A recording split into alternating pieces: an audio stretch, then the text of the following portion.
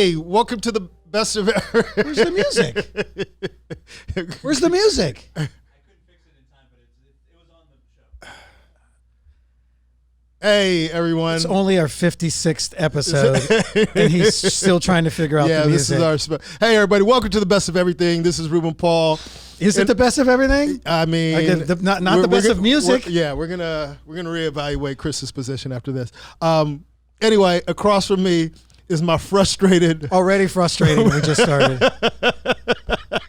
my frustrated brother from another mother, What? the one and only. Congolese up in this motherfucker. No, you're Portuguese, not Congolese. Epa, to the Anyway, Portuguese. it's Johnny Sanchez. It's Johnny Sanchez. What's up, guys? If I don't cut him off, he'll keep going and going. And I don't want to disrupt this introduction. And we have a very, very, very special guest. Somebody that I've known for a long time. Me too. Very, very funny. Great guy. Thank you. Has a very interesting journey in this business that we will discuss. And he's still hitting the stages hard. He has comedy albums out. Been on Showtime. Credits, too numerous to name. But excited to have him here. Showtime, HBO. The one and only Darren Carter. Thank you. The party starter. Oh my God. Oh, He really? Did you? Darren Carter, party starter. Darren. I had to bring the light. I knew Johnny would get a kick out of it. So if you've seen Darren live, he pulls out the flashlight. And Darren, when did you started the flashlight thing? What, like 5 years ago, or has it been longer? I don't know. I did a show for the police, the LAPD, and the is that how it started? Yeah, Tell us how it started. Yeah. Wait, let me set it up. Okay. So if you ever go see Darren, and a lot of you guys are listening, I want to give away. Well, watching never this. mind. It's all right. I mean, it's a staple. Yeah, I know. Just the show that we're going to do together. yeah. But I wanted it to be a surprise, but that's all right. No biggie. To the people listening, if you go see Darren Carter live, at some point, flashlight is going to mysteriously... Probably within the first 2 seconds. Yeah, that's true. And a flashlight's going to come on, and Darren is going to do his staple beatbox. And he's been beatboxing since I've known you. Now, were you a hip hop fan growing up? I Darren? was, and I used to just do the beatbox at the very end of my set. Yeah. And then I figured out. Then I did it there was a period where I did it way too much. And I remember older audiences would leave and be like, that guy was too loud, and that's so you're like, okay, so you got to figure, just like with any joke or anything you're doing, you got to figure that sweet spot out. So now I kind of sprinkle it throughout. So let me ask you this, DC. So you're from Fresno, correct? Yes, Fresno. So when you were coming up in Fresno, where did you where did you start, and what type of audiences were you playing in front of? Were you playing to predominantly Latino audiences, Black audiences? Because you've been a comic that's been able to play every room as a white guy. Like, I would see you in the Black rooms and obviously in the Latino rooms. Yeah. You'd play all the rooms, and there's not that many pale white. I mean, I'm sorry, white comics. I'm pale white. Yeah. There's not that many tan, white, freckled. Remember? No, I'm just playing you. But there's not that many white comics that work all the Yeah. rooms like you did, especially in LA when I was coming up. Yeah, I started out in Fresno, and I got really lucky back then. I've been on over 20 years, and back then, I remember I was in this class at Fresno Community College. I was on the speech and debate team, and then there was this other class about how to be an entertainer, and it was called The Business of Entertainment. And there was a comic in there that I didn't know this, how the Comedy Store worked, but back then he was like, yeah, I went down to the Comedy Store, I did their open mic, and I was like, wow, you're a real comedian. Like, you did the Comedy Store? Like, you left Fresno to go to the Comedy Store? Had you heard of the Comedy Store? I'd heard of the Comedy Store. Okay. Oh, wow. Yeah, I'd heard of it, and back then, and so that guy, his name was J.D. England. He said, "Hey, sometimes I do shows with this group. They're called, and this is a big shout out to Mr. E.E. From the past. How are you? If he's watching. I do. You want to do a whisper out? I do whisper out. Oh, I love the whisper outs. I love that. Instead of a shout out to whisper outs. Really? Darren, go ahead and give a signature whisper out to who you want. Shout out to Mr. No, E. whisper Thank out. you. He said you can't help it. No, you whisper out. You go, hey, Johnny's mad. You're right. Johnny's mad. Johnny gets he's very particular. Yeah, he's very But go ahead. It's a whisper out, Darren. Can you imagine Darren us on tour finish together? the story, please? Yeah. We've done them. We've done them. Go ahead. Let's go go. ahead. Let's go, Darren. Hey, there's no rush here, man. Let it organically just fall into place. Because he messed up your whisper out. Now you're trying to. Wait, how do I do? How would I do? I would say, You would just go, hey, whisper out to so and so. Anyway. whisper out to Mr. EE from the comedy crew. He was called the comedy crew. Okay. And so, like right away, I would Thank you.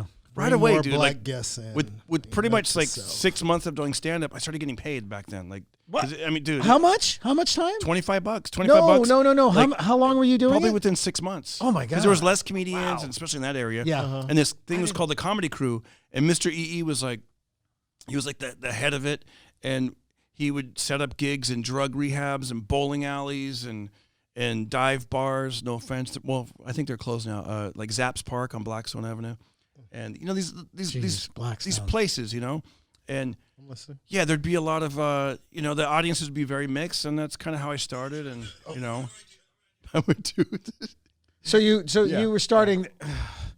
He drives me crazy too with that film, because you know the questions will come. He just, all you have to do is look over here, Ruben Paul. But anyway, So finish your question. Yes. So that's how I started. You know, I started out in that in Fresno, in that area, and I remember because you asked me how the audiences were. I remember doing a comedy contest. Well, it was an amateur night at this nightclub. I forget the name of it, but it was some nightclub, and you know, I was probably one of the only white guys in the building, and I remember like there was a guy who killed playing saxophone. He's playing a saxophone. All the women were like, ah.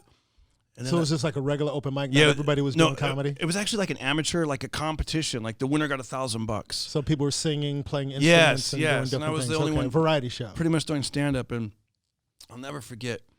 At that point, I had this funny rap that I would do, and I know, which is really, yeah. Did you know that? No, Dude, oh yeah, that's what got me to open for the New Kids on the Block. Or I'll just show you a little bit of it. I got to open for the New Kids because I would go. Now remember, I was like 19 years old, 20 years old. And this is back then, okay? So I'd be like, boom, boom, boom.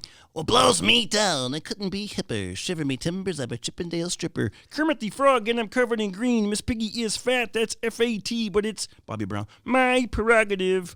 And I'd be like, well, my name is Bullwinkle. Give me the moose, and I'll, how'd I go? Give me the mic, and I'll cut loose. Oh, yeah. Meet the horny. I mean, it was just so, like, I was a child, right? no. But I think you were doing that in L.A. Did you do that in L.A.? I may have done it okay. at the Comedy Store, Well, like, in the beginning. That's but awful. Yeah. But not bad. Not bad for somebody No, starting yeah, out. back then, man. I'm just like, we all look back at our stuff and go, wow, I can't Yeah, believe I exactly. did that. But I'm Like- sure it was killing too. Back then, you know, when you're like a kid, and plus Was it it was killing? the time. It was killing. I Yeah, got to of open for course. the New Kids on the Block, and I won a lot of competitions and stuff with that. But you're right. How Now, did- as a grown up, it's like it'd be weird. Like if you guys So- came to the Hollywood Improv, and I'm like, So Kermit the Frog. And I'm where'd you open up for the New Kids of the Block? Yeah, Where- how did in that Fresno, happen, at a, I think it was at the Warner Theater in Fresno. They had a open call audition, and now looking back, number one, it killed, and two, it was like they probably thought it's a younger audience, and then there's like no takedown time. It wasn't like I was a band that had a bunch of instruments. You just please welcome Darren Carter. You go out there, do your thing, goodbye. You know, And how long had you been doing comedy at that point when you opened up for New Kids on the Block? probably even maybe a year or So maybe you're a kind of little- like me. You got like Yeah. these Yeah, opportunities. you guys were getting things Yeah. early. Well, Yeah. let me tell you about back to this amateur night. All right, so the guy, saxophone players, singers, dancers, they're destroying. I go up there, do my rap. Part of the rap was it was a lot of vegetable puns. You know. Mm-hmm. Okay, so I'd be like, I used to go. Get Ruben. Ruben's learning a whole new side of you, dude. It was a lot of vegetable. So I'd be like, how'd it go? It goes, I go, oh yeah, I go.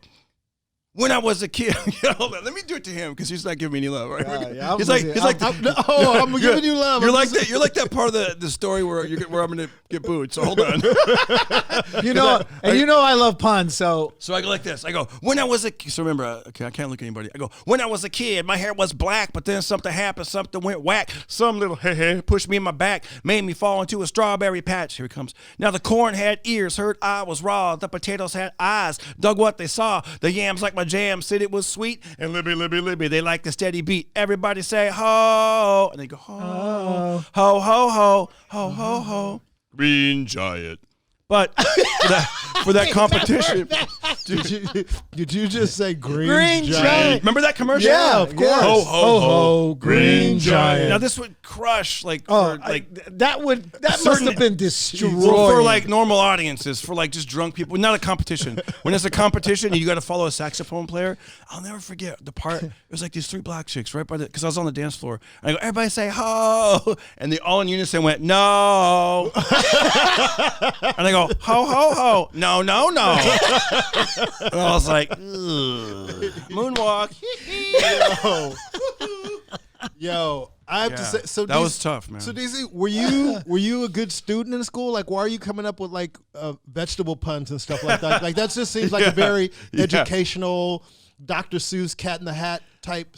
I think I was a good student, like, and for the classes that I did well in. You know what I mean? Like speech, debate, English class. Not good in math. But yeah, I So you went to so you did all your schooling in the Fresno area. Did you go to college or anything? I went to City College, and when I was in City College, it was between, do I want to be a DJ? Do I want to go to college? Do I want to do stand up? And stand up won. I moved from Fresno to San Jose. I worked at Marriott's Great America. Back then it was called Marriott's, and I think it's called just Great America. Great isn't America. It? Yeah. But that was my big break. So to get out of Fresno. you knew in high school that you wanted to pursue stand up. Yes. So you knew people kept early. telling me to, like, even in like 8th grade, they were like, you should be a comedian. And I remember they had like career day, and I remember going to each table, and I was like, there aren't any comedians here. So I was like, well, what else could I do? Wow. I thought, well, maybe I'll be, get into morning radio or something. So you were really really thinking about something in entertainment. Well, back then I was writing like those raps, and I was writing these little things, and what I liked about hip hop back then was like you could do it a cappella. You know what I mean? Like it was still because it was very simple back then. Remember, like Run DMC, LL Cool J. It was all like da da da da ball, da da da ball, and it was funnier. I felt like, I mean, maybe there's some funny raps now, but like back then it was a little bit novelty style. You know what I mean? Yeah, like absolutely. Like the freaks come out at night. Or Run DMC, remember that? Bam, you got beat, you be ill, and like here's the structure. This happens, and then here's the punchline. Then you tried this, and then this. So I thought, this is great. This is my wheelhouse. I can do this. So, where did your love for hip hop come? Who was listening to it? Did you listen to it in school? Was there a friend? Yeah, friend. Shout out to KD, Carl Dolphin. Yeah, Carl. Carl Dolphin? Yeah. That's his real name? Yeah. So was Carl black? Yes. Yeah. Yeah. That'd be funny if you're picturing some nerd with like dolphin shorts that go past his thighs. Yo, that's even. Is that his real last name, dude? Yeah, Carl Dolphin. Yeah. Wow, a black dolphin. So that's fantastic. What grade were you guys friends in? 10th grade. 10th grade? 10th grade, yeah. I'm still friends with him. So is that when you kind of were introduced to hip hop in the 10th grade? Or was it were you 10th listening grade? before? No, probably before, but definitely before, because I used to break dance in 9th grade. But it had to be. Yeah, if you were breakdancing. I think so, right? Or maybe even 8th grade. I don't remember. What I'm trying to get to, DC, is where I used to be in a gang. No, I'm just kidding. Where did the love of, because obviously hip hop started your journey into stand up. Yeah. So I'm just trying to where do you remember, like, because I remember the first time I heard rap, you know what I mean? And just what the hell am I listening to? Like, what is this? You must have been younger, though. When you first heard rap, which is like the Sugar Hill Gang and Curtis Blow. Yeah, it was great. Curtis Blow and Grandmaster Flash and all them. We were all younger. We were all younger. I remember 5th, 6th, 7th, 8th grade, somewhere around there. So I think what Ruben's trying to, let me tell you what he's trying to ask you. Okay. Did it start right there in 10th grade, or did you love hip hop, the early stuff that started? I loved it as a listener and just as a kid. But before that, what I'm really asking is where it began. Like for me, like my parents didn't listen to secular music in the house, so it was at a friend's house or listening to Then I would listen to K-Day. It used to be this hip hop station. Yeah, I had a friend that would send me tapes from L.A. From K-Day. He put them in the mail. K-Day. Isn't that crazy? Yeah. Crazy. So K-Day was this big hip hop station. So anything that came out, you would hear it on K-Day. So that was my first introduction into real like hip hop. Oh, that was like on a radio station? Yeah, it was a radio station. Oh, no doubt. Yeah, called KDAY. It's still here. It's on FM now, but I think back then it was on AM, I think, right? Oh, you knew about it? Yeah, because that's where he would get these tapes. Yeah. K-Day was like the first all hip hop radio station, one of the all hip hop radio stations. Okay, so and how far was their range? You didn't listen to them in Fresno. No, but I had a friend that would send me tapes. Oh, he's sending you from between there. the tapes. I know So people. he's doing mixtapes. I know people as far as Riverside used to know about KD, but it was an AM station back then. Okay. And just remember hearing Run DMC and LL Cool J Yeah, it was and great. Grandmaster Flash and the Furious Five and The Curtis Message. Blow. Oh yeah, Curtis Blow. Dude, Curtis Blow. Cool yeah. Mo D. So that was I was just Nucleus. fascinated by the cleverness own it. of that Yeah. music. So loved did it, anybody in yeah. your family listen to any of that? No, mainly me. But then, and I remember like you said, back to the neighborhood. Like I remember this kid walked by with this giant boombox. Oh, the boombox. And he played Rapper's Delight, like probably like the 14-minute version. Oh. And it was just like that was like what? It's What like the is story. this? I like, remember and we the were all chicken just tastes like, what wood. is And this? you're Yeah. like, it's great. But anyway, so that was more with the music what I liked as a kid. But then I remember I would make the kids laugh at school, and listen to Cheech and Chong and. So you listening to hip hop? What was your family listening to? What type of music did they listen to? Country music. And did they find it strange that you were listening to hip hop? Yeah, because I was raised Southern Baptist, so we weren't allowed to dance, which I never knew until the breakdancing phenomenon came out. And I remember I was dancing in the You were kitchen. raised Southern Baptist Yes. in Fresno? In Fresno. Yeah. East Fresno, yeah. So And, as a kid, did you like go to church every Sunday? every Sunday morning, Sunday night, and Wednesday night. Oh, wow. So we have Whoa. very similar. Whisper out to God. So we have very similar type upbringing. So you're going to Bible Yeah. study and stuff like that? Yes. So your parents, Yes. so obviously your parents are very religious. Very religious, was very strict. Oh, wow. Same with me. Yeah. Which that's why I think it was all bottled up with me. It was like, like at home, I was, best behavior, don't get too crazy. But at school, I was like, kind of how I am now a little So bit. that kind of fueled. Is it funny when you hear somebody's backstory? Then you kind of go, "Oh, I get why." When he would go to school, I was performing in my household since I was a little kid. Yeah. So Cool. for you, it was almost like you probably could not wait to get to school. Yeah. Absolutely. So you Yeah, could yeah, become that yeah, guy, and yeah. then you have to come back and then be a little more restricted and. Oh, yeah. Yeah. Well, Oh. that's what's great about Yeah. like doing Wow. shows like this, because everybody knows you as a comedian. Yeah. We've seen you on TV, we've seen you in movies, but people don't know you. And I think it's important sometimes, especially when we're building our audiences, for people to really get a chance to know who you are. Because somebody could be grown up Southern Baptist right now, very strict religious home, and they go, oh wow, Darren Carter came from that same type of background. You know what I mean? Yeah. So that's why I always try to kind of give people a lot of backstory, because I know for me, it's just funny hearing you say this. See, my brother and sister are so much older than me that my parents were probably as strict as your parents with them, but by the time I came around, they allowed me to do much more. Like my brother and sister weren't allowed to go to movies, where by the time I came along, my parents was like, I'm not going to take you. You could go with your friends and do different things. And I was allowed to watch TV, even though my parents really didn't watch TV. They just watched Christian television, Channel 40. I'm sure that your family watched the same thing. It was TBN, Channel 40 Did with we do that? Did you guys? Paul and Jan Crouch. But you, They would watch the 700 Club. The 700 I used Club. to see that Before surfing we would go channels. to church, like that would be on before Oh, church. my man. God, And then we go to remember church. that. It's like, all right, I get it. God is good. Yeah. I get it. Did you feel rebellious back then? A little bit, think? yeah. A little bit, yeah. Now, did you have any brothers or Yeah. sisters with you? Yeah, 2 sisters, yeah. Now, So, I know you've talked about this before. I know you were adopted. Were your brothers and sisters, were they biological, or were they adopted also? 2 sisters. They were adopted too, yeah. Okay. Yeah. Wait a And- minute! I thought you told me you were an only child all this time. It goes back and forth depending on how deep you want to get into it. Like, sometimes you just want to be like, that was the past. Let's move forward. Jackass!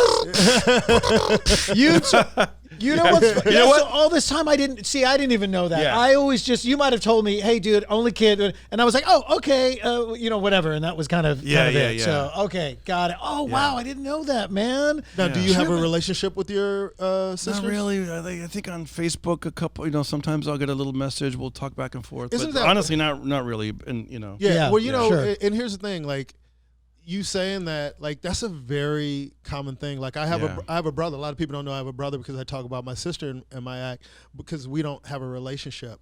And that's why, I even tell Johnny, that's why I take my friendships so seriously, because you can't pick your family, but you damn sure can pick your friends. Yep. And would everyone love to have great relationships with their family members? Like I envy Johnny's relationships with his family. He has a close knit family. Oh yeah, man. Whenever we do shows there, like they always come out. And it's cool to see. They'll see you at the that's very cool. So I do understand what it's like now. Did you ever have any contact with your biological parents or no? Oh yeah, that was good. It was great. So I was raised in a foster home until I was my whole life. But the foster parents adopted me when I was 9. Okay. And how many kids were in the foster home when you were growing up? Growing up, there was 2 sisters. And then I did have an older brother until I was 7, and then he moved out. And then there was a couple times there'd be other like kids in foster care, like for like a year. Yeah. And honestly, it's like I don't know if it was just coincidence, but those are the times that I would, kind of like get into trouble and stuff. So I don't know if it was like the influence of the other foster kid or what, but it also could just be your age. Yeah. I mean, there was there's a whole thing, but yeah, I was lucky enough to see my biological grandparents every other weekend until I was adopted, and then oh wow, yeah, and then once I got adopted, then they the foster they shut that off and said okay, just Christmases and birthdays, and so but listen, man, like after I moved out, I went straight back and I started living with my grandparents, which is great. Oh wow, I was really lucky, man. Like I that's so dope that I knew them, I knew where they lived. So you had a connection. Yes. Yeah.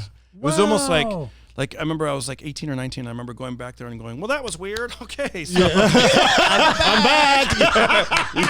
With the flashlight. Let's start this family party. Well, it's interesting because that's awesome. My sister used to run a foster family care agency. Oh. And I used to do things like with some of the foster kids. So I have some experience dealing with that, environment. Yeah. And also my parents, being missionaries, would randomly bring families in to live with us. Yeah. So it was just I've always just been around people who were maybe displaced and trying to find their way. And I think it's so dope that you actually found blood relatives to live with. I was really lucky like that because, you always hear about these stories like foster kids. Adopted. Where's my, I get it. So. What grandparents were they? Your mom's grandparents or your dad's? Yeah, okay, your mother's yeah. grandparents. Okay, and your mother's parents. Yeah. Yeah, and I had a close relationship to my grandfather till the day he passed away back in 2007. My grandmother, same thing. I'm still close to my aunts and uncles, and oh, nice. I'm really lucky like that. Now my father's side, that was a little bit more of a mystery. Like I knew his name, and I knew that he lived in Fresno. And I knew it and so when my mother died, by the way, she died in prison. Oh wow. She, I thought, there's those things that you're putting off. You're like, well, one day I'll do this. Well, one day I'm going to write that book, or I'm going to do that. One day I'm going to. Well, I knew when she died, I was like, okay, that day has come. I have to reach out and find him. I know he's out there. I got to figure out how to find him. And you made a conscious choice to do that. Yeah. Yeah, and this is before the internet or whatever, or Facebook. Maybe there was the internet, but like before it was like how it is now. Yeah, it's social media. Before this is probably this is like the early 2000s. I knew his name, and I thought, let me just try this. So I looked up when I was home in Fresno. I looked his name up in the phone book. He was there. Wow! It was like his first initial, and then his last name, and I thought that's probably him. As soon as you saw it, yeah. And also like, I knew he'd been around because he had like he was kind of a character, and he had like a personalized license plate and an old school like car from the 40s, So people they knew him, Yeah. And a very tall guy, and shout out to Pops. You didn't say whisper. Dang it, man. So did you when you saw the number, when you saw him in the phone book, did you dial it immediately, or you're like, all right, I got to prepare for this. Let me take some time. Yes. I remember talking to my whisper out to my mother-in-law. she and you just paused. And then he just looked up for no reason. Well, there's a reason she passed away. Shit. Sorry, man. Sorry. Okay. For no reason. No, because I'm joking. He just went like that. I know. I didn't know if I should say R.I.P., but or should I yell that part? R.I.P.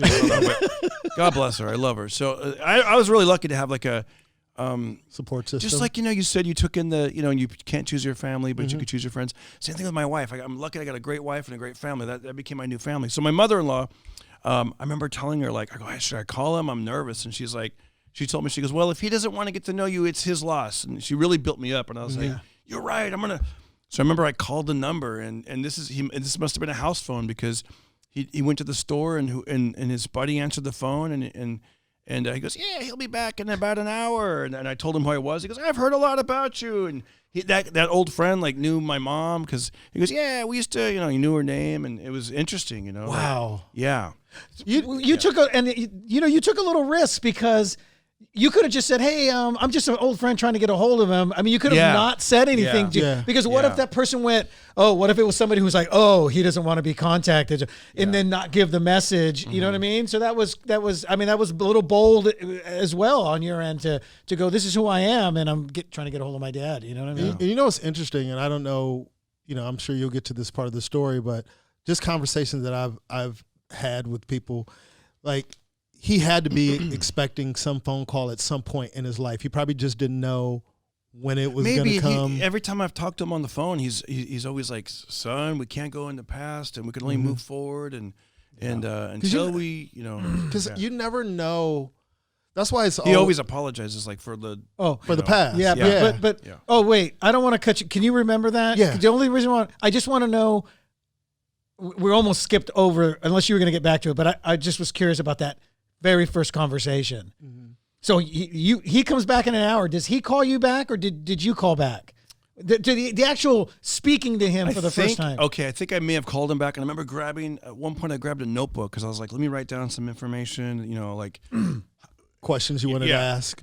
All that kind of stuff. And he asked me why I was in town, and I told him that I was in town because I was doing a show the next night. What town were you in? Fresno. He was back home. Oh, you went back home. Okay. Yeah. Was it the next night? Yeah. Oh, yeah. The next night I was supposed to do a show. And then, so our plan was like, hey, let's meet for lunch the following morning, like Sunday morning. And he told me some restaurant, like, hey, there's this place on Belmont, blah, blah, blah. And, anyways, long story short, he was too excited. So him and his buddy came and watched my show. Right. And that was a weird feeling, to be on stage and you realize. Did you know they were coming? Did not know they were coming. Oh, but you didn't know. Okay. I talked to him, so it dawned on me as I was riffing on stage, like, because there was two guys. Had you seen him? Yeah. You hadn't seen him to that point. No. But when you saw him in the audience, you were like, okay, I'm leaving a little bit of part of the story out. He was a Hell's Angel, and there's a book called Hunter S. Thompson. He has a book called Hell's Angel. So my dad's name is in the book, and so I knew about him, and I knew that. And that's kind of why he was sort of known. Like, he was back in the 60s, he was the president of the Hells Angels. Right. That chapter, right? Fresno chapter, yeah. And, like, in fact, even on YouTube, I saw some, like, really cool video, like some 20-minute or whatever it was, like, like NBC did an interview with him. But, so I kind of knew that he has the look and the whole card, and, he's kind of a character. He's a really, affable character. He's not like, but I didn't know any of this at the time. I just heard Hell's Angel. What if he's like a crazy psycho? Yeah. Like, I don't know who I'm getting. You know what I mean? Maybe I'm opening up a can of worms. I don't know what I'm, you know what I mean? Like, totally. Yeah, it's like, but you don't really, So, because I guess after World War, that's the whole other story about the Hells Angels back then. But anyway, so when I saw him, basically I was on stage, and the majority of the crowd was in their 30s and 20s, 30s, and 40s. And then there was these two guys that looked like they were out of ZZ Top. And I made some joke like that. I go, hey, look at these two guys, ZZ Top over here. And I realized, like, damn.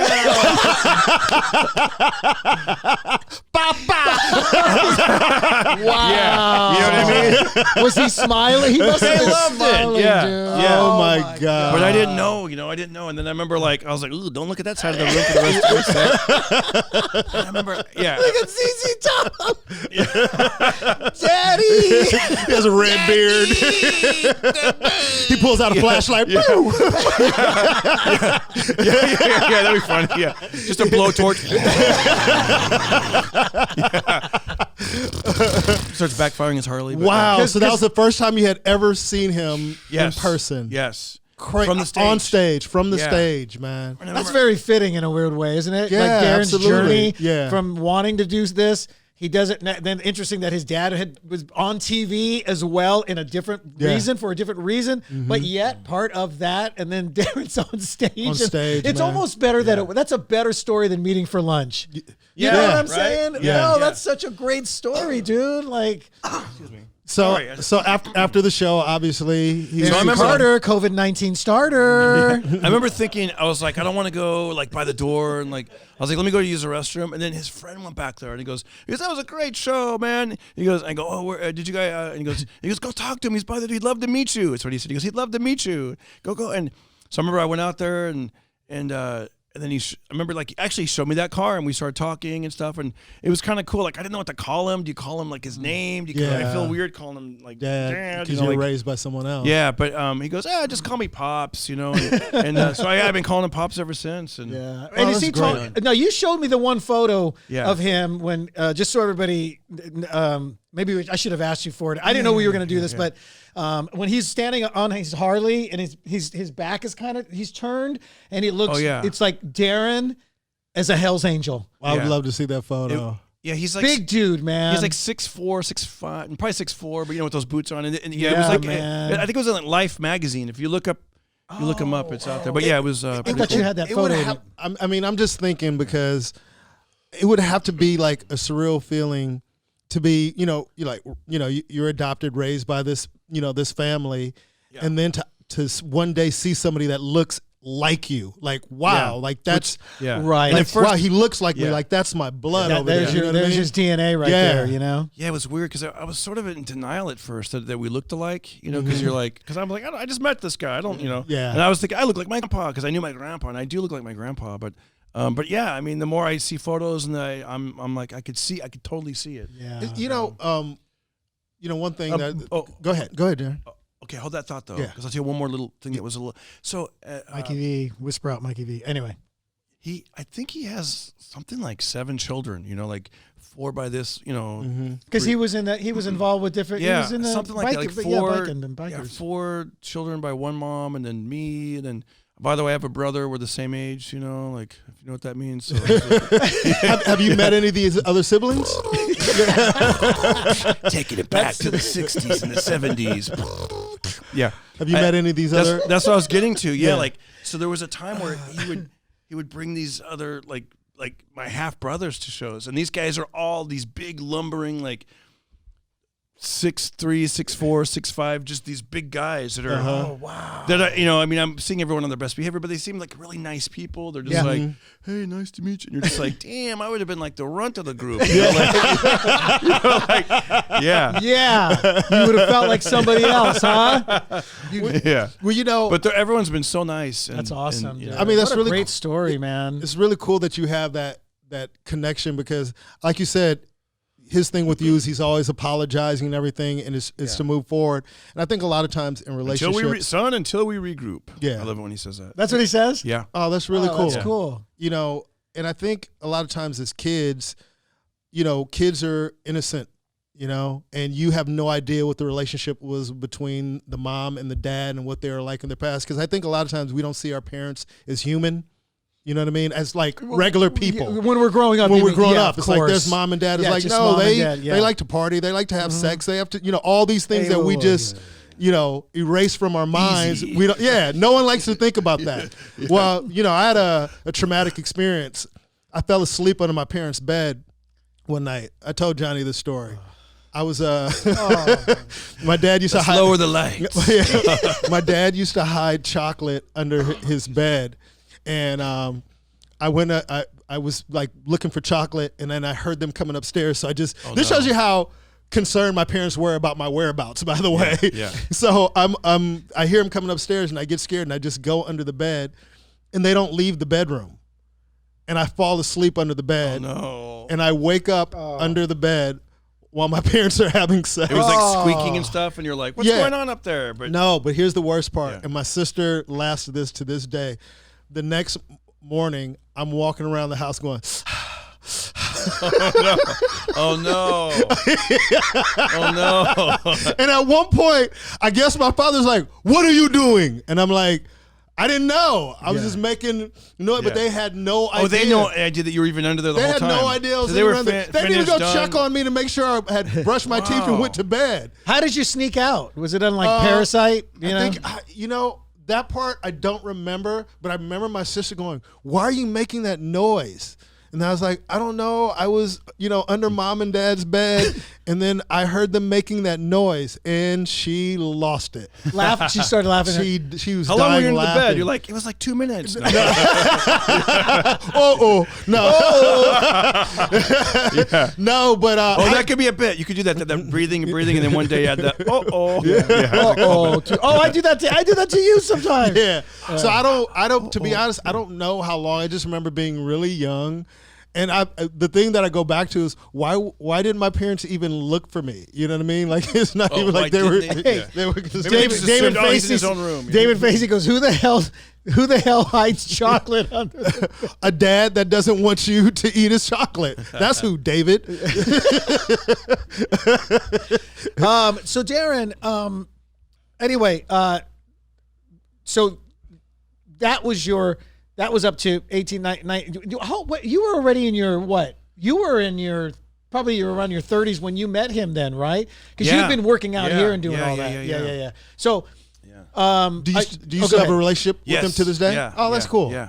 Now, does he ever come down to LA, or you just see him when you're up in Fresno? A little bit of both. He's seen me in the Bay Area, and he's seen me in Ontario at the That's Improv. dope. does he have a bike anymore, or the bikes are gone? He doesn't do biking. He doesn't anymore? ride the bike, but he still has the bikes. He's mostly into the cars. And then isn't that funny that you end up with that whole Harley bit thing? Yeah. It's all like full circle. Yeah, That's not why you right? came up with that, right? No, not really. No. But it was a thing that I. Isn't that interesting? Absolutely. You know what? My first vehicle, I just posted this the other day, was a motorcycle. It was an old school. It was a Suzuki 185, 1971. It was used, and it was barely legal to take on the highway. And I used to just use it to zip around, town and stuff, but because I didn't have to go that far. Yeah. But so you had as a soon bike as I could yourself, get enough money to get a car, I got the car and got rid of it. Yeah, I love those little those ones. Those are those they call them cafe racers now. Those Hondas and Suzukis in the 70s that were. Oh yeah. Yeah, man, they're like collectors now. Like people are collect them. They're called cafe racers, and they get together and they all go riding together. But they're on those smaller bikes from. It was the fun, 70s. man. Like those dirt bikes. Like I think what made it legal was it had like a. Oh, you're talking about enduros. No, like. Yeah, an enduro is street legal, but you can take it out in the dirt and you can go jumping. Yes. Yeah, that's called an enduro. Back in the 80s, they were called enduros because I wanted one. My brother-in-law had whatever it. this is. That's in it. Well, that's technically an enduro. That's an enduro. I don't know if this will show up on camera. So you could. if I go like this. Can this show I'll up? do it. Can you? They get the idea. Yeah. They get the idea. But those were like they were. I know in the 80s they were called enduros because you could be riding on the street. My brother-in-law had one. His was a Yamaha, and you could just be riding on the street. And if you just saw some trails, you'd be like, Yeah, that was you it. Just Yeah, go it was jumping fun. and riding, and you Yeah. get back on the street Yeah. because it had. They had taillights and blinkers. And back then there mirrors. wasn't a helmet law either. When No, I know. Remember, it was right around that time. I think it became. But I used to wear. No, a the helmet. helmet law was. I'd wear a helmet early anytime. 90s. I'd wear a helmet, but then sometimes I'd be like, I don't want to mess up my hair. Get it? It's true though. I'd be like, I don't want to mess up my hair. I'll just go real slow. Yeah, but that was back. Yeah. So everybody knows, Darren had some high Red hair, man. It was because the first time I ever saw Darren was at Gotham's. I know I've told the story before, but I remember he came out and it was all Where was Gotham's? in Montebello, right? Montebello.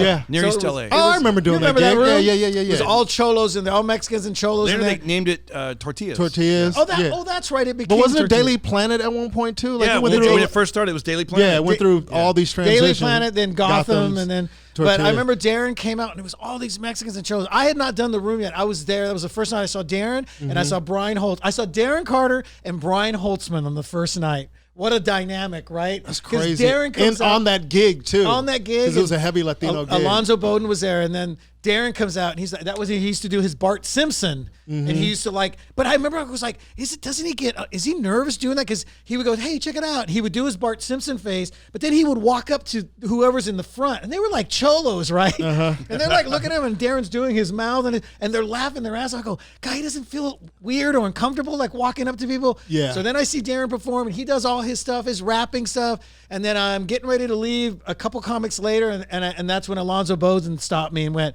he knew Holtzman was coming up next. He goes, "Hey man, have you seen Brian Holtzman?" I said, "No." He goes, "You might want to stick around for this." And then Brian. So I got to see the two. I mean, complete opposite dynamics in an open mic night. You know? So Darren, because of you coming from Fresno and the high school you went to, is that why you kind of gravitated towards Latino rooms when you moved to LA? Yeah, I mean, I guess because it was like those are the offers I was getting, and it was And like those are the rooms that paid too. And they paid. It was no big deal. You dude. walk in, but yeah, you're right. Because maybe if you came from a different background, you might be like, nah, I'm gonna stick to the West Side or whatever, you know. So I'd you had a lot of Mexicans at your schools in Fresno. I'd go anywhere, like just. And Johnny will attest to this. Is even back then, you know, you being a white guy, like you would always be on damn near every Latino show. Like I'm sure you've done more Latino shows than Johnny and me. You know what I mean? And even you've been on Latino tours as the white guy. You know what I mean? So you just.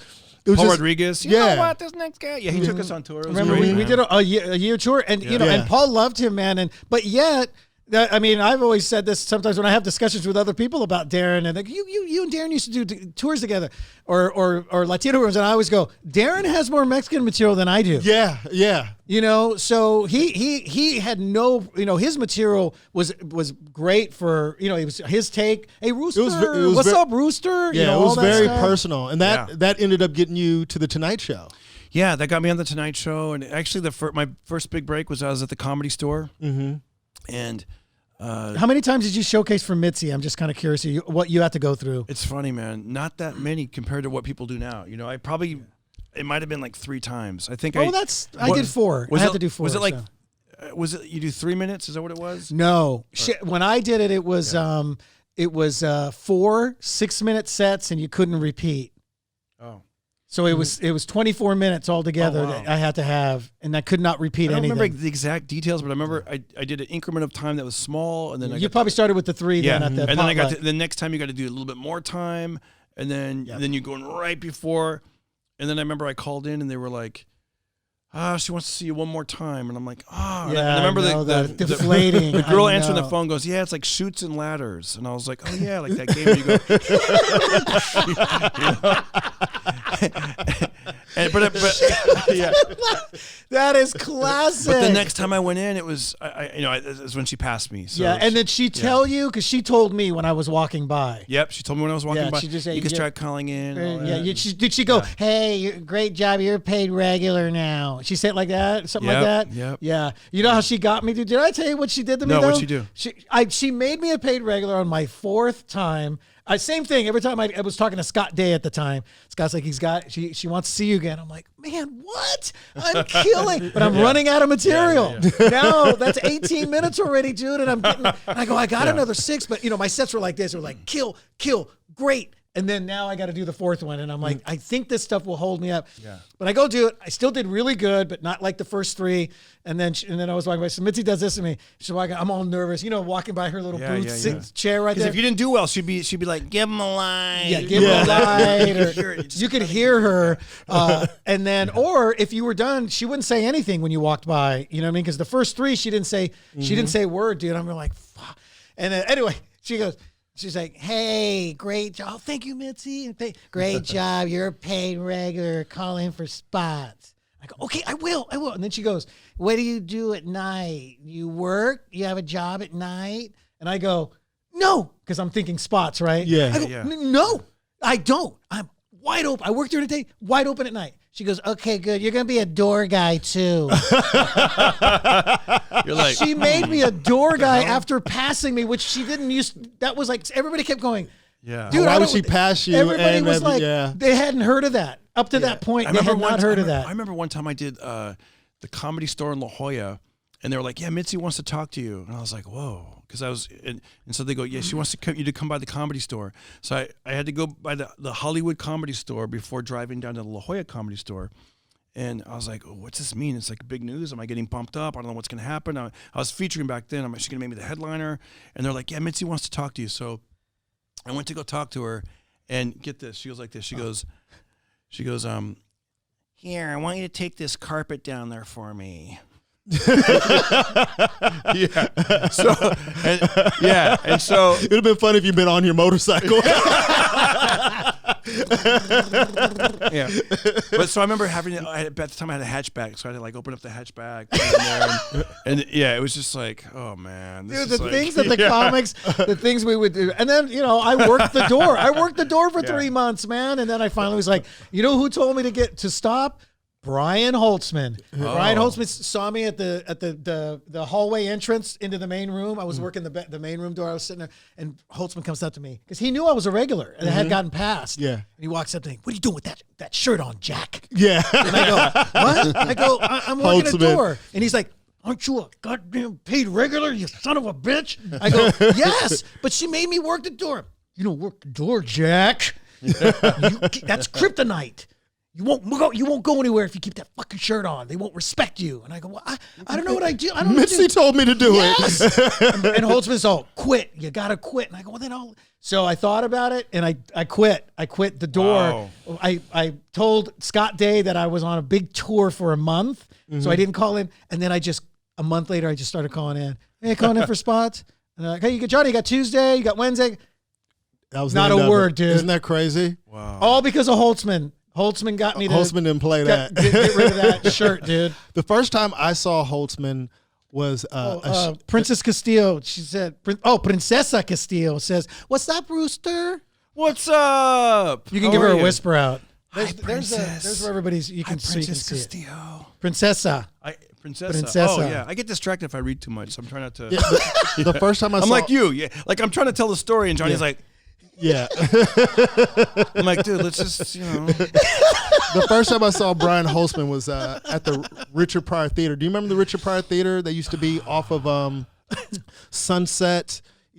I remember hearing about it, but I don't think I ever. Well, you know where that comedy dojo place is on Sunset? yes. It's just is that where it is? It's well, over it there was somewhere? past that, and literally there was like a little side street, and it was like a Richard Pryor Theater, and it was this big showcase, and Were there trees out there yes, in the courtyard? Because I heard some story that Mitzi had an idea to have a monkey up there or something in one of the trees. dude, it was yeah. it was crazy. And Holtzman, I had never seen Holtzman, or and I just was hearing like, yo, you got to see this guy. He's last, and. I came from the Comedy Act Theater, and I had started doing the Laugh Factor and everything. And then I was like, oh, this is a white dude cussing everybody out. Yeah. And he was super hot at that time. Yeah. You know what I mean? Industry was all over him. And he was How'd just the crowd react to really, him? Because it was always sort of mixed reactions. Yeah, it was a with him. 50-50. it was a with Brian. 50-50 thing with him. Yeah. But Yeah. at that time, he had some, the industry, I guess, was, I don't know if it was because of Dice Clay or what that, sometimes there's a temperature where you feel like the industry's looking for a specific thing or whatever. And he was edgy, and That was about the right time. It was a little bit of when Dice was in the 90s, probably mid dying. to late 90s. Yeah. By the way, speaking of Darren and Latino Rooms, Darren was selected along with myself. We did the very first Latino Laugh Festival that was for Showtime. That was shot in San Antonio. So they chose Darren, man, for that. And that's why that's what I a was big saying. deal, dude. Like, and we were diamonds in the rough, dude. We were the up and It was called Diamonds of the, they flew us out there, San Antonio. We got to Remember, stay we on had the such a cool- Riverwalk. we were on the Riverwalk. It was Freddie such- Soto, like it was- all these great people. Here's the diamonds in the rough that we were taped. It was Remember all those different celebrities, like everybody from like Geraldo Rivera, just a random like. What was that? wow. What was that Cheech and Latina? Chong. The VJ from VH1 and MTV, the Latina girl, the Cuban. She's Cuban or something, real pretty. I don't know. You don't remember her? I don't remember, but I'll try to remember her I name. remember there was later, like a Playboy model. That yeah, was they there. had the models and everything. But anyway, Darren. It was Darren, myself, Freddie Soto, Felipe Esparza was Diamonds. Holtzman got chosen as well for Diamonds in the Rough.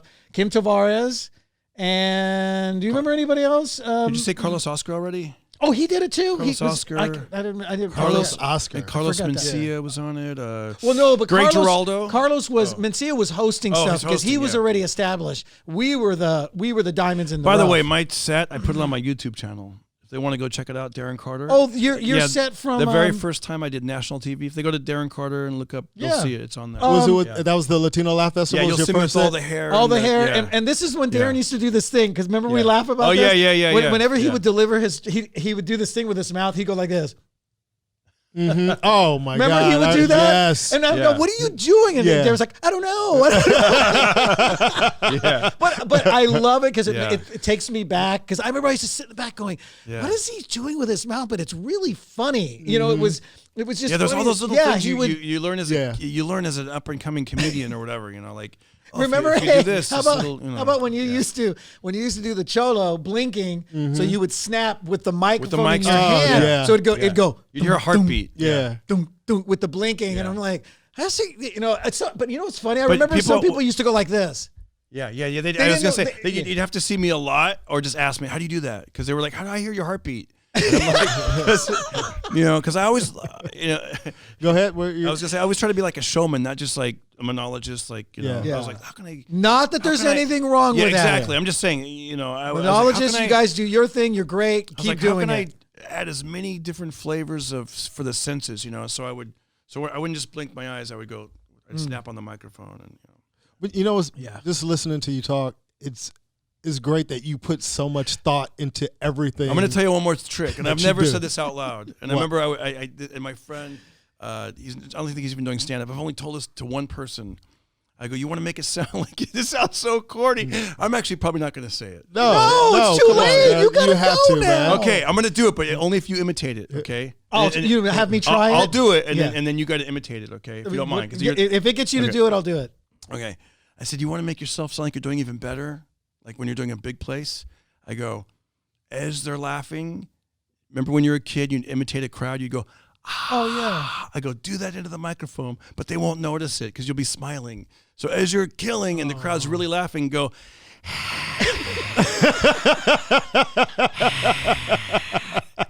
and I go with the right sound system. It sounds like you're killing. All right, Johnny, show us what that would be Yeah, like. because we all used to Oh do my that as God. kids. The crowd. Yeah, right? but really do it as an adult. And like nobody, Yeah. they don't even notice it. Like, Yeah. so Wait, you want me to do it right now? just give us a joke and then act like you're actually killing. I'll be like, 5-5, 5-5, Cinco de Mayo.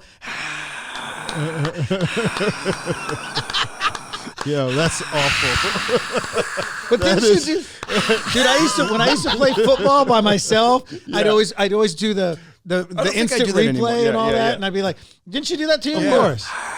And the crowd, I'd always do Howie Cosell, and Oh, the yeah. crowd is going crazy, Hey, and could Soldier go Phil all the way. No, not him. That's Howard Cosell. Yeah. He could go all the Oh yeah, he Yeah. did. Okay, Yeah. okay. I'm a big boxing fan. Remember his halftime. Not really, but You know, one of the I am. funniest jokes I've ever heard Maz Jobrani say, but nobody in the audience got it. But Maz, Frazier, and me. I love Frazier this joke. brings up Maz. Yeah. And Maz grabs the mic, and Frazier starts going down the stairs. And Starts going downstairs. No, down the steps. Oh. And Maz goes, and down goes Frazier. The only three people who laughed was Maz. Maz didn't even laugh because nobody laughed. But Yeah. it was but Frazier and hilarious, I'm in the actually. back laughing. The crowd didn't get it, dude. They didn't know it was Cosell doing, Joe Frazier getting knocked down. Yo, But it's weird as time goes by. Like you're gonna make these references, and the audiences aren't gonna. I remember when I did. I remember one of the last colleges I did. I was making Prince references, and the audience didn't know Prince. They didn't really respond. It was weird. I was like, Yeah, that's kind of "Okay." crazy to me when Yeah. some young people don't know icons. Mm-hmm. Like I knew who Elvis was. I knew, you know what I mean? I went back and listened to all my parents' old doo-wop albums, Mm-hmm. and I listened to all the music that they listened to growing up, Motown, all that stuff.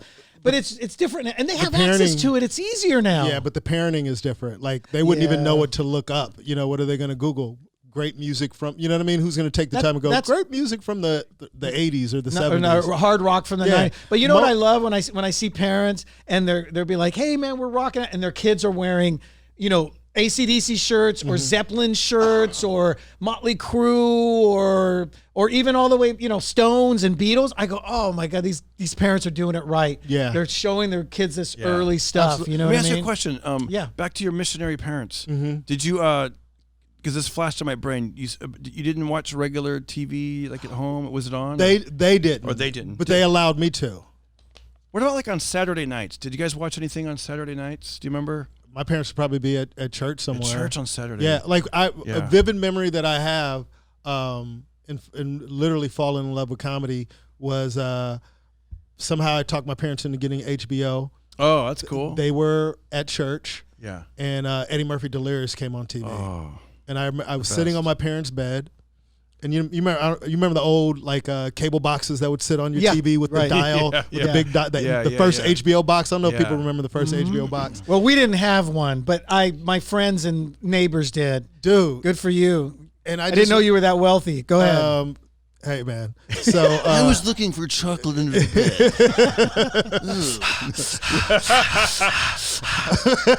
what's the most expensive like chocolate you could think of? Like Godiva. Yeah, Godiva. Damn. He knew. Damn, no, but dude. my dad's chocolate of choice he'd either have Kit Kats or love those wafers. The wafers. Yo, rest in peace, man. My dad loved Kit Kats, and then Hershey's Kisses, the ones that are wrapped in the silver foil. But did he say, Ruben, go get me the cat kit? Because he would say King Burger instead of Burger King. Really? Yeah, I'd go King Burger. I like that. I go, Dad. I like that too. I go, Dad. I'm hungry. I go to Burger King. No, I'm not taking you to King Burger. Your mother cook. You eat the food she cook. I'm not taking you to King Burger. Hey, like if you Burger do a sitcom, King? I picture that as a restaurant, King Burger, and like you could be you could pick the manager guy or the owner of the King Burger. A place. Wait, what's the name of it in Coming to America? McDowell's. Oh, McDowell's. That's right. And Coming to America 2 is coming out soon. I'm excited to. Are you excited? See that? Yeah. Okay. Yeah. Why wouldn't I be? Well, some of them are. It's just such great. It's like redoing Caddyshack to me. You know what I mean? But I heard the script is good and just the cast. And Eddie's still hilarious. We saw him on Saturday Night Live. Absolutely. Arsenio's going to kill it. So, but anyway, Angel from Planet Gemini. Angel, how are you? She was so dope. No, those Planet Gemini gigs, man. Those, those were road warrior gigs. Yes. You know what? I did my first comedy album. I have 4 of them, and the first one was recorded at Planet Gemini, and it's called Shady Side. Oh, I didn't know you recorded it there. Yeah, I recorded it there, and I remember like the first night that I recorded it. I never, had a comedy album, so I didn't really perform. I was just thinking. And that wasn't an easy room either. It wasn't. And I remember like, here's what I'm thinking, because I'm thinking, well, they're just going to listen to this album. So that was the night that I performed pretty much standing still, just directing everything into the mic. And I got off stage and the guy goes, you got to, come on, what's going on? Do your normal performance. And I'm like, well, they can't see me. And right. I see. You were, gotcha. And so he's like, no, you got to. So the next night, that's when I did the normal, and it went really well. Like they blended 2 shows, and it went great. But I remember going back to that room maybe a few more times after that, and thinking I'd be on stage as the crowd's talking, going, "Well, I really got lucky that night I recorded my album." Absolutely, it wouldn't be tonight. Would be a That's terrible why night, I was surprised that you recorded there. Like it was one of those rooms because it was dancing. It was the show and then dancing. It was dancing afterwards, and just how it was set up. Like you'd have the stage right here, and then it would be a short few rows straight ahead, and then it was a bunch of people on this side. And then it was very shallow on the other side, so it wasn't an easy room. Yeah, it was positioned. Like to the left, it was deep. And people, the deeper into the headliner set, more people came in and started talking. Yeah. And then sometimes there'd be like a band after you, like a touring band. Like they might just have 1 hit or maybe 2. But one time I opened for 2 Live Crew, like they came afterwards. Oh, wow. Me so hard. So like the whole crowd was they just want you to get out of the way so they can see 2 Live Crew. Yeah, dude. Yeah, dude. So that was a true road gig right there because it was all the way. What was it? 4.5, 5 hours to Monterey. I never knew exactly the best way to get there. Yeah, I used to take that the 5 to the 101. Los Banos 152. Yes, yeah. I would you take did the 152. Yeah, that would cut the time much Yep. shorter. And the the money wasn't that great. That was one of those gigs that you did when you're like, I gotta pay rent. I got bills to pay. It was really fun for a while. Yeah, you're like, wow, I'm in another city. Like it was a different type of city because it's Monterey. It was a vacation type. It was spot. a nice getaway. You know what I would do? I would take that 152 there, but I would take the 101 back. Oh yeah, because it was the scenic route back. That's a long drive. But I didn't care. Have you ever taken the 1? That's a mistake. That's a super scenic. I remember. route. And that's sometimes to Salinas. You can take the 1. And it's always the thing that I remember about that room too is trying to sell merch there when basically a club is starting to break out afterwards. And didn't make any sense. You're like, hey, and it was like, I wasn't here for your show. Yeah, half of them didn't know what you were. Have a good time tonight. What are you talking about? I'm here for the bitches. Yeah. So DC, your first appearance was doing the Latino Laugh Festival. How did tell me about the Tonight Show experience? They accidentally saw me at the Ice House. They were there to see somebody else, and I went on before them and did really well. In fact, I got fired for the week, which is okay, because I went under it was just a mismatch. Not that I was so great, but it's just my style, and then the guy after me was a little bit more mellow, and you know, and so, but then it was like a year-long process. Was Brogan booking it at that time? No, it was Cohen. No, it was Lee David Lee and somebody else. I forget her name, but I remember I mainly worked with Lee David Lee, and but they would go go everything with like a fine-tooth comb, and it got to the I remember at one point I was so thank God I was almost gonna just throw in the towel and be like, maybe I'm not right for the show, and they're like, no, you're right for the show, because they would go over everything. Like I would do a joke like what's one of them? I'd say something like I'll just tell you the part of it was I'm Darren, but the ladies call me Daron. And I go, once you go red, you jump back in the bed. And the guy never heard that phrase, or looking at the transcript, or like, I don't get it. Why would you go back to bed? It was just like, what the hell? But you did that on there though, right? Yeah. Did that on there. And it worked. Yeah. It worked. It was, but I'm saying it was very like, it was a little bit, that was my first, time where you have to like write everything out pretty much, and they have to like go every word, and maybe I never, just so maybe this will make you feel better.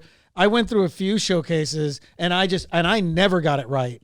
It was, Johnny, work on your beginning. We love your middle and end. Okay. Come back months later. Hey, actually, the beginning's great now. Not sure what happened to the end. Can you do the, and then the middle, and then and I remember I did throw in the towel. I just said, I don't know, maybe I'm just not, because of my storytelling. I remember Ruben you and I would talk about this.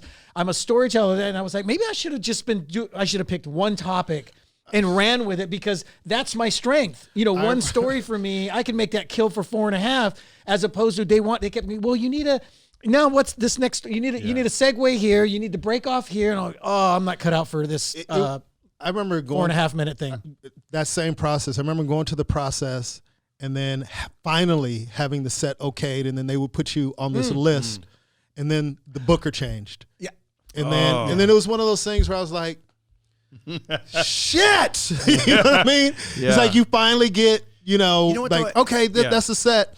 And then it changes, and then you go, but I'm on the list. It's like, well, it's a new booker, and then they bring in, the people that they want to bring in. So what I think brings with experience, though, with doing television is you do learn, like, maybe it's a bad habit, maybe it's a good habit, but you learn, like, don't say brand names, because sometimes they're like, don't say Denny's, say restaurants, don't say this. And, like I'd have bits that relied on a song or a jingle, and they're like, you can't do the melody. You can't do 8 seconds or something like that. You learn kind of how to do that, but I don't know. I mean, maybe the rules have changed now. I don't know. Like, I don't think it's changed that much, because sometimes you'll see comics and you'll go, like, they'll be killing, and you go, you can't do that anywhere but here. Yeah. In a club, because they don't have enough money to pay for the rights for all these songs that you're going to try to sing. Unless you become, I guess, the point where you're like, hey, I'll pay $10,000. Let's exactly. Here's the rights. I want to use that song. Exactly. But the only ones I ended up doing were the Late Late Show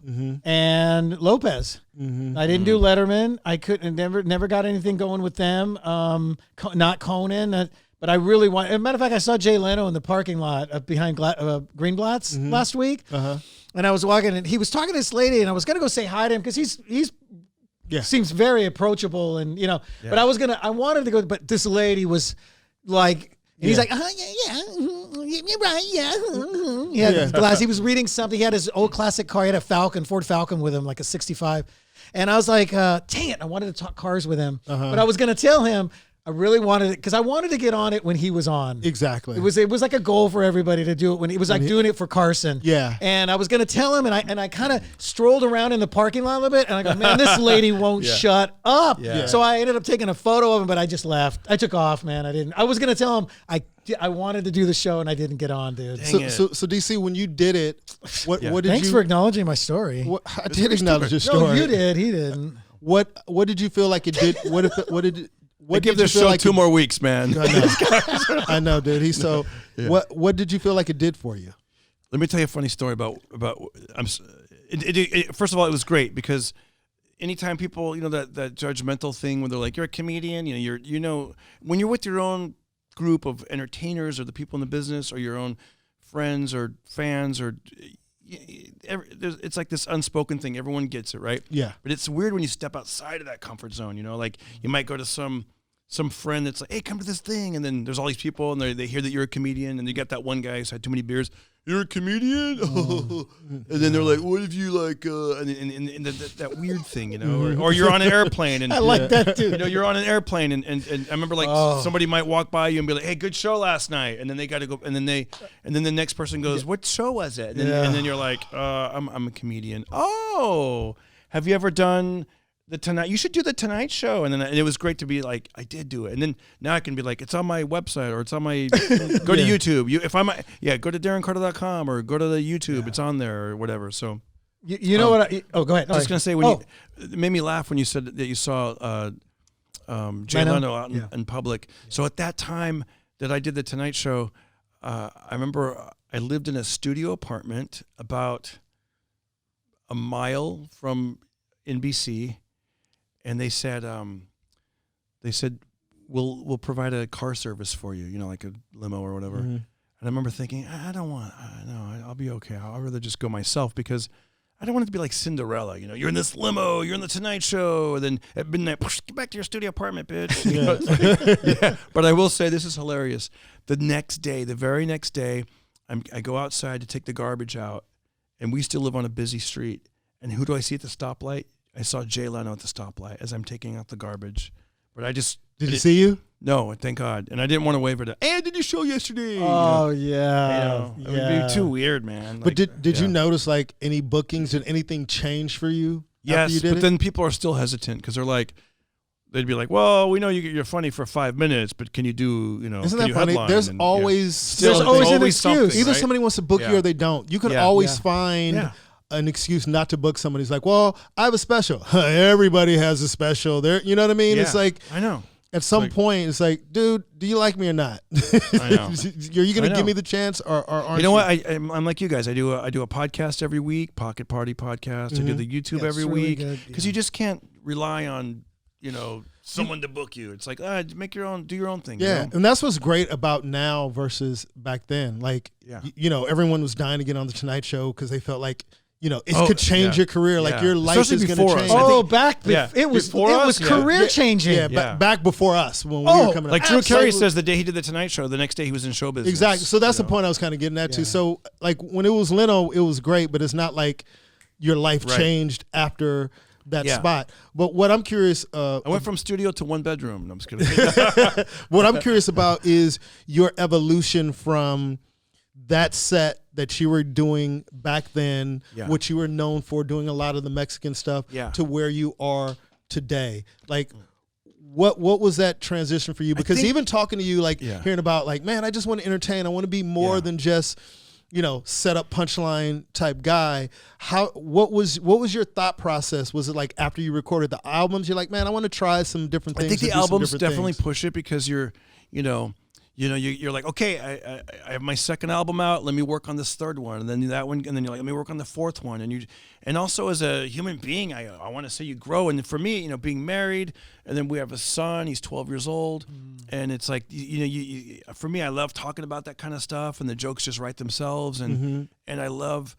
Also, I got a little bit, I remember the first time because I was doing like a lot of, like you said, like BET a lot, and doing those big tours. But then when I'd go on my own, and I'm not opening for, Mike Epps or whoever, these big comics, I'm by myself in Missouri. And I remember like being nervous because I'm like, I remember looking out going, gosh, are there any like Latinos here? Are there any Mexicans here? Because I have all these great jokes. And I realized that a lot of my punchlines might rely on certain things. And so I realized I had to write even broader. And then eventually I went from broad down to like myself. And you realize that, I'm not the first one to say this, but the more you make it about personal, even the little minutia, the little things, the more broad it is. So it's the little because things. everybody can relate to all I still that. think of one of his jokes about, you said people that walk around, on their cell phone, they're going to get Selbo. Wait a minute. Selbo Yeah. and Thumbs about the thumbs. oh yeah, you're gonna like this. Selbo, textritis, and here's my favorite one: carpal thummel. Oh my Carpal. Johnny, that might get you on some of those Latino tours you're trying to get on. Do you have a message for anybody out there? Man. Thanks for bringing it up, homie. Okay. Listen, man, I got Darren Carter. The party started with me, I said, and we're really wanting to expand on some more Latino tours. So if there's any Latino any Latino bookers out there, homie, we'll do it together, man. Right? Like brown and white, or what would you say? What would we do? Do a voice, homie. Do your Mexican voice, eh? You want to be on a tour, right? Eh? What's up? Fuck. Can we cuss? Yeah, bro. It's not me. It's my character. I don't curse anymore. By the way, I try to keep it clean. You gave it up for Lent? No, I gave it up to make money. No. Oh, you don't curse on stage anymore? No, I'm trying to even not really curse off stage if I can help it. Honestly, it may come out if I curse on stage. I just realize how can I be? It doesn't fit my style of what I'm doing. 'Cause it's like if I'm it doesn't blend with Good for you, man. your yeah, brand. Every now and then it's something else, but I don't write anything that's like that. And I realize I don't know. It's weird. You just want it to be organic. Yeah, organic, exactly. Because you're not really now. My thing is when I listen to myself back, we just taped something, so I had to listen to this thing that we shot at the Long Beach Laugh Factory. Whisper out Long Beach Laugh Factory, and I notice I say shit a lot. The word shit comes out of my, but to me that's not. But I don't need it. Yeah. But it's there's just something this kind of shit. It's natural and it's something that you can easily cut out. I know for me. And part of it, Darren, is probably a little bit of your DNA of your Southern Baptist upbringing. It probably is. And I think for me, when I'm on stage, remember that. If I can hear myself cursing, I know I'm cursing so much. I'm cursing too much, and I was very conscious of that. And it's funny because I do curse on stage, but sometimes when I get booked for these corporate gigs, I go, "Do you keep it clean? Do you need me to keep it clean or whatever?" And they go, You're clean. And I go, yeah, I do curse. And they go, you do? And then they have to think. Why? Because if I do curse, it's organic, it's normal, it's conversational, and it doesn't stand out like I'm coming out like, man, motherfucker, these motherfuckers, man. You know what I mean? It's not every other word. So if you're organic and if it's coming from a real place, people won't even notice it. But that's what I was. Do you remember what you were going to say? Yes. Okay. I was going to say I was having that happen also. Thank you, by the way. Where I would do like a corporate gig, and then the one lady. I remember this one lady. This is about 5 years ago. She was shaking. Her neck was shaking. She's like, "Please don't do anything about people's religion or their sexual orientation or the way they look, and don't imitate other ethnicities, and don't." I mean, she got really, and I was like, "Was this the lady with the old people?" No, this is retirement. No, this is a corporate gig up north. That's a great story, by the way. But she was. I don't want to forget this. Yeah. But and I remember thinking I don't really do that kind of. But I thought, well, I mean, if you're going to put those kind of things, let me just not have this problem happen again. So then I just sort of. But that's interesting because that's something that should be emailed ahead of time. Yeah, it should be emailed ahead of time, and then it's also like, have you seen my act? Exactly. Why am I here? Why are you booking me? And I'm not even. She acted like I was like this dirty, filthy troll that just popped up. Well, I'll tell you where that comes from. I did a gig for Toyota, and I knew I had to be clean. Yeah. So I show up, and the lady was getting on my damn nerves. Like, remember, you can't do this. You can't do like literally. So I do the show, and it did great. And she came and she gave me the biggest hug, and I go, we talked. Why are you so upset? And she told me, she was like, I could lose my job. Yeah. Because these employees have to be here mandatory. And if you offend your employees in a mandatory work environment, they can come with some lawsuit like, hey, they made fun of my religion, or they did this, or they did all these other things. And the thing that blew my mind, and I probably told you the story, Johnny, was she said that she had another comedian told her to be squeaky clean, and after they announced her name, she did whatever she wanted. Right. And because once they're up there, terrible. And she said she was filthy and almost lost her job because of it. So by the time it got to me, I was dealing with her post PTSD. Yeah, I thought you were saying post PMS. But that lady said that to me. She goes, "It's only 30 minutes. We can get through this." I was like, man, you're making me sweat. Like I'm just. But when I went like this, what I was going to tell you is, you said back to our DNA of growing up religious, and Yeah. so in that rap that I did, when I was a kid, my hair was black, but then something happened, something went whack, some mother haha. See, I didn't even want to write the word mother effer. I wrote mother haha. Like even in And that's funny. Even in my journals, I'd write mother haha. Push me, Yeah.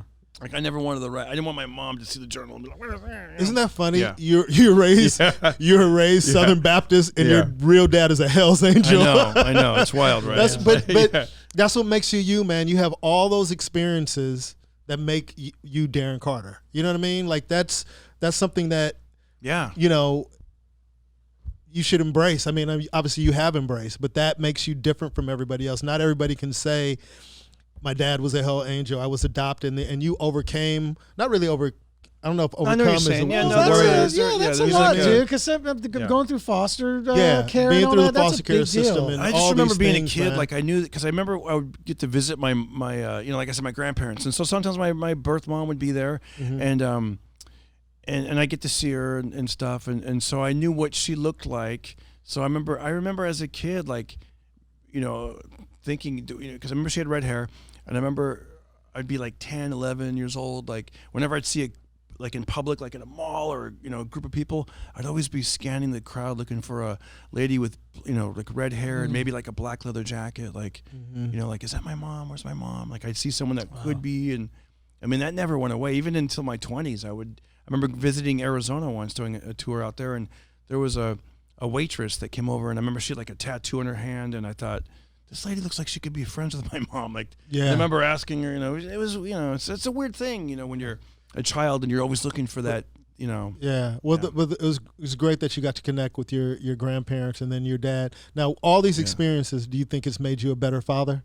Absolutely. Because I think that with me, I look at it like the family tree starts now. It's like, I mean, of course you have your, your real family tree, but I mean, I'm like, hey, this is our boy, this is Austin, and and man, it's my wife and I make a great combo. I mean, just and he's great. I love the videos that you do with Austin, man. Darren's a great dad, man. He's always making videos with his son Austin, who's obviously very talented himself. He plays piano, he sings.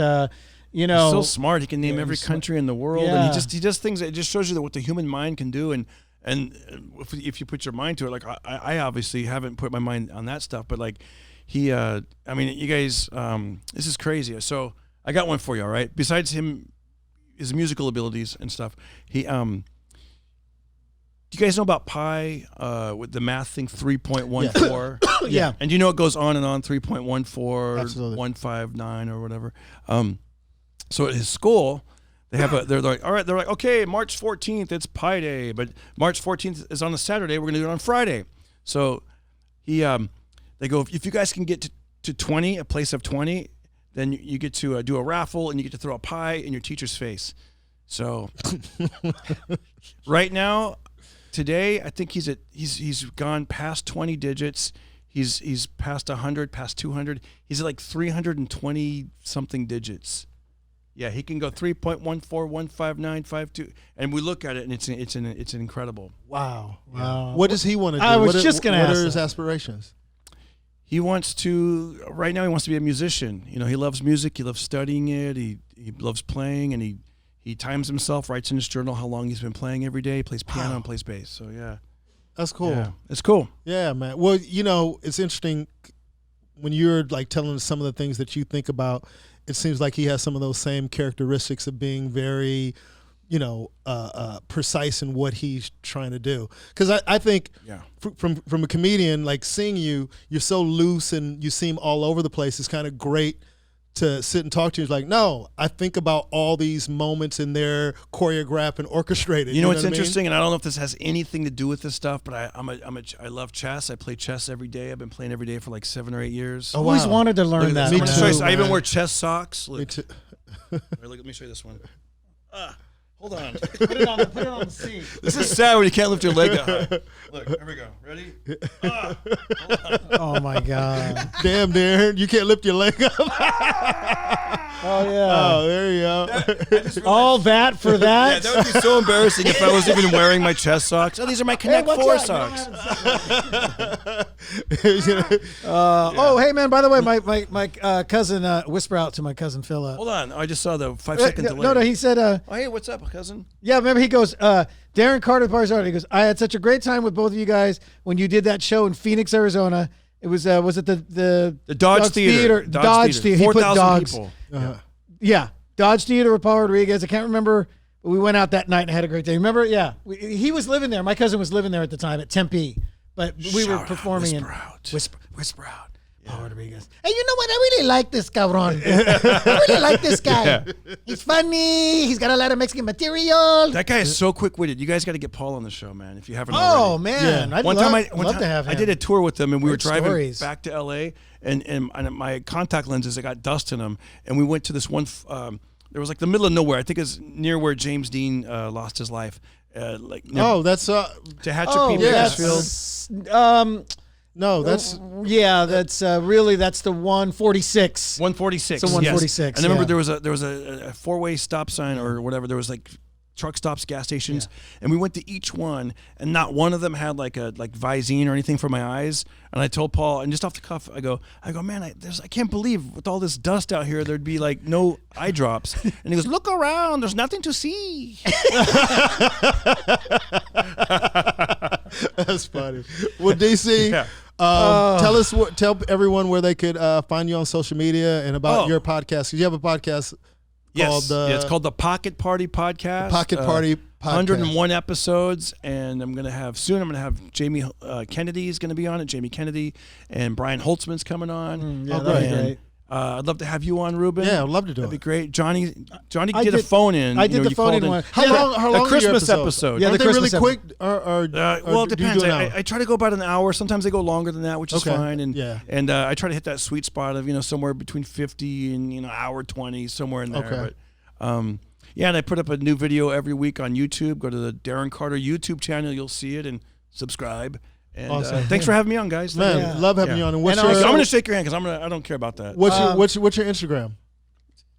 And What's your Instagram? And It's everything? official Official Darren Darren Carter. Carter. Official Official Darren Darren Carter. Carter. And I post daily especially on the IG stories. At the top. I love doing that, man. It's like your own reality show, right? And Yeah, that's cool. Also, Darren's going to be doing the show with us, The Benefit, Yeah. the Boys and Girls Club in Tulare, in my hometown of I Tulare. can't wait. What's the man. date, Johnny? April 4th at the Tulare Ag Center. You can go to What time's the show? BCG. Oh, wait, BG. Boys and Girls Club. Oh yeah, BGC. www.bgcsequoias.org, and that's where the ticket info is. And April that's 4th at the April Tulare Ag 4th? Center. April 4th at what time? Well, the event starts at 5:30, but 5:30 because people will be there already. It's a full dinner, a silent auction, a regular auction, and then the comedy. At So the 9. price of the ticket is for everything. includes the dinner from Fugazi's, which everybody knows how good Okay. the Italian Fugazi's place is. And just a question: could people just pay for the comedy show, or no? Or it's just No. one inclusive? It's the full The full thing. event. Okay. Yeah, because when I did it last time 3 years ago, people get there. It's like a meet and greet at 5:30 to like 6:30. Gotcha. Dinner around 7. They Gotcha. they give some awards and then they do comedy for like an hour. We do. Like I'm an excited hour. to play it because I've driven past the Ag Museum. Yeah, several it'll be times. great. That's Yeah. right, and it'll be hosted by Johnny Yeah, I'll host Sanchez. it, and then these two killers. I was like, I gotta put a good show together, man. And I was like, well, Yeah. I know these dudes gonna. And it's a bit of a homecoming for Darren too. Darren being from Fresno. Fresno. Well, Darren, thank you so much, man. Thanks for coming, brother. Thank you for Hey, sharing. Thank you again. For sharing your story, man. Don't you hate it when people put this on and then you want to shake your hand? You're like, dude, I just put the I hand. knew know. you were doing that. No, but thank you for sharing your story, Darren. Yeah, that was Hey, great. thanks for really having me cool. on. Thank Seriously, you guys, and man. thanks for listening, and thanks Loved for having you watching. on. All right, so that's the best of everything, and of course, every Tuesday night, Hollywood Laugh Factory, Ruby Tuesdays, best show in the city.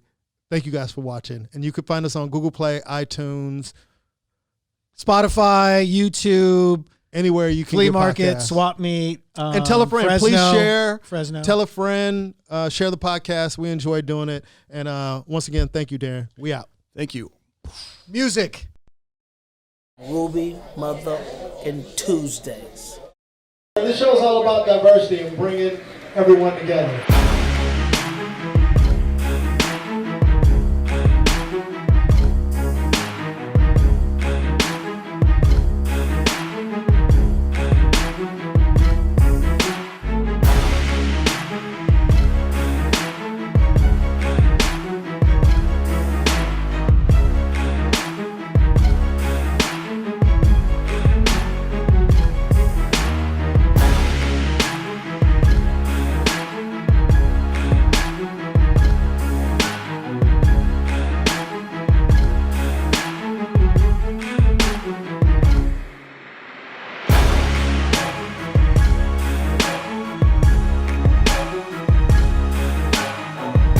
never know who you're gonna see at Ruby Tuesday.